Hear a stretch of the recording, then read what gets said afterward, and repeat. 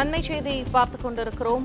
பாஜக மாநில தலைவர் போட்டியின்றி தேர்வாகிறார் நயினா நாகேந்திரன் என்று தகவல் கிடைக்கப்பட்டிருக்கிறது. இது தொடர்பான கூடுதல் தகவல்களை எமது செய்தியாளர் ராஜகுமரன் வழங்க கேட்போம். ராஜகுமரன், வணக்கம். விவரங்கள். பாஜக மாநில தலைவராக நயினா நாகேந்திரன் போட்டியின்றி தேர்வாவதற்கான ஒரு சூழல் இருப்பதாக தற்பொழுது பாஜகவினர் எதிர்பார்ப்பில் இருக்கின்றார்கள். ஏனென்றால் நயினா நாகேந்திரனை தவிர வேறு யாரும் விருப்ப மனு வழங்குவதற்கான ஒரு வாய்ப்பு இல்லை என்பது தெரிய வந்திருக்கின்றது. எனவே பாஜகவின் மாநில தலைவராக அண்ணாமலை இருந்து வரக்கூடிய சூழ்நிலையில் 2026 சட்டமன்ற தேர்தலை நயினா நாகேந்திரனை முன்னிலைப்படுத்தி பாஜக தேர்தலை எதிர்கொள்ள இருக்கின்றது என்ற தகவல் கிடைக்கப்பெற்றிருக்கின்றது. அதிமுகவில் இருந்து வந்தவர் நயினா நாகேந்திரன். நீண்ட அரசியல் அனுபவம் கொண்டவர். பல சட்டமன்ற நாடாளுமன்ற தேர்தல்களை எதிர்கொண்டவர். எனவே அவருக்கு இருக்கக்கூடிய அந்த அரசியல் அனுபவம் தேர்தலுக்கு மட்டுமல்லாமல் அதிமுக உடனான பழைய கூட்டணி உறவை புதுப்பிப்பதற்கான ஒரு வாய்ப்பாகவும் இருக்கும் என்ற அடிப்படையில் நயினா நாகேந்திரனை பாஜகவின் அடுத்த மாநில தலைவராக போட்டியின்றி தேர்வு செய்வதற்கான ஒரு சூழல் தற்போது கமலாலயத்தில் நிலவி வருகின்றது. பாஜகவின் மாநில தலைவராக விருப்ப மனு வழங்கக்கூடிய வகையிலே நயினா நாகேந்திரன் மட்டும் விருப்ப மனு கொடுப்பதற்கான ஒரு வாய்ப்பு இருக்கின்றது. அதன் அடிப்படையில் நயினா நாகேந்திரன் போட்டியின்றி தேர்வாவார் என்று எதிர்பார்க்கப்படுகின்றது. சரியாக ஒரு 3 மணியிலிருந்து 3:30 மணிக்குள் அந்த நடைமுறைகள் முடிக்கப்பட்டு பாஜகவின் புதிய தலைவர் தொடர்பான ஒரு அறிவிப்பு வெளிவரலாம் என்று சொல்லுகின்றார்கள். அதன் பிறகு 4:30 மணியளவிலே உள்துறை அமைச்சருடைய செய்தியாளர் சந்திப்பு சென்னை கிண்டியில் இருக்கக்கூடிய தனியார் நட்சத்திர விடுதியில் நடைபெற இருக்கின்றது.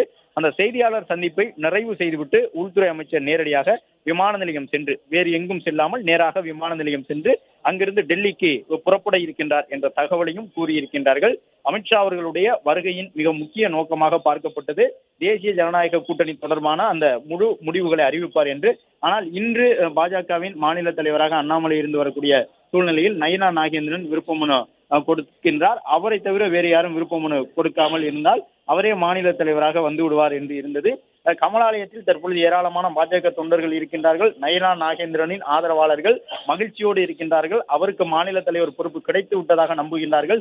உள்ளே கமலாலயத்திற்குள் வரும் பொழுதே படிகளை தொட்டு வணங்கிவிட்டு நயினா நாகேந்திரன் உள்ளே வரக்கூடிய காட்சிகளை பார்க்கின்றோம். திரையின் மற்றொரு பக்கத்தில் அண்ணாமலை செல்லக்கூடிய காட்சியையும் பார்க்கின்றோம்.